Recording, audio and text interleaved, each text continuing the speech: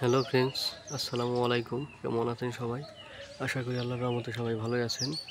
তো আজকে আপনাদের দেখাবো আমার নতুন ফুলকপির প্রজেক্ট, যে কি পরিমাণ গাছের কি অবস্থা। কারণ এবার বৃষ্টিতে আমার প্রচুর ক্ষতি করে ফেলেছে আমার সবজির প্রজেক্টে।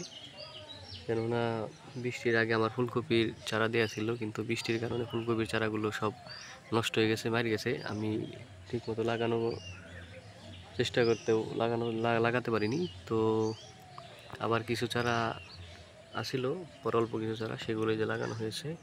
দেখতেই পাচ্ছেন কি অবস্থা চারার। এই যে মাশাআল্লাহ, গাছগুলো অনেক ভালোই হয়েছে। আবার নতুন করে ফুলকপির চারা দেওয়া হয়েছে অন্য একটা প্রজেক্টের জন্য। তো এই হলো আমার এই যে ফুলকপির প্রজেক্ট।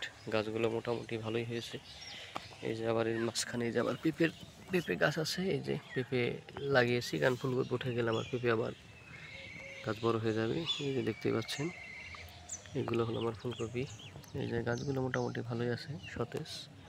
মানে মোটামুটি 8-10 দিন হয়ে লাগানো হয়েছে, গাছগুলো বেঁচে গেছে।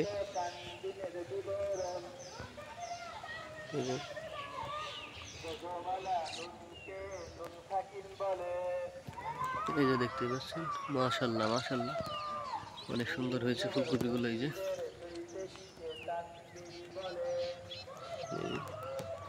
কারণ আমার আছে এই যে মানে ভিতরে লাউ, আর এই যে সাইড দিয়ে আছে ফুলকপি। ফুলকপি উঠানোর পরে আবার থাকবে আমার আপনার পেঁপে। এই যে ফুলকপিগুলো মোটামুটি গাছ বেঁচে গেছে, ভালোই বড় হয়েছে। এই যে এই হলো আমার ফুলকপির প্রজেক্ট। এগুলো মাশাআল্লাহ অনেক বড় হয়ে গেছে গাছ। এই যে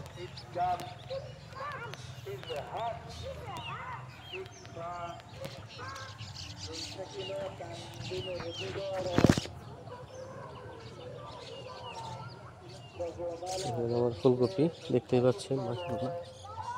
এই যে লাউ গাছ, এটা আবার একটু কাটিং করে দেই যাতে তাড়াতাড়ি লাউ চলে আসে। কারণ লাউ হলো 2G 3G কাটিং করলে তত বেশি ফলন আসবে। দেখতে পাচ্ছেন,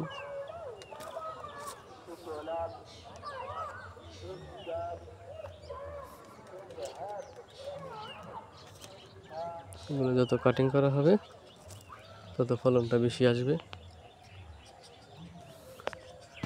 তো দেখতে পাচ্ছেন, আবার এই যে এখান দিয়ে আমার মূলা শাক আছে। এই যে পেঁপে গাছ, এই হলো আমার পেঁপে গাছ, পেঁপের প্রজেক্ট।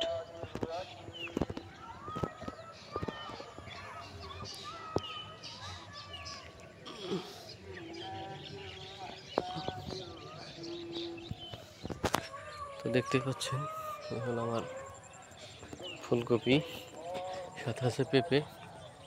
তো মাশাআল্লাহ সবই মোটামুটি আলহামদুলিল্লাহ এই যে ভালো হয়েছে। এই যে দেখেন, এই যে ফুলকপি, এই যে।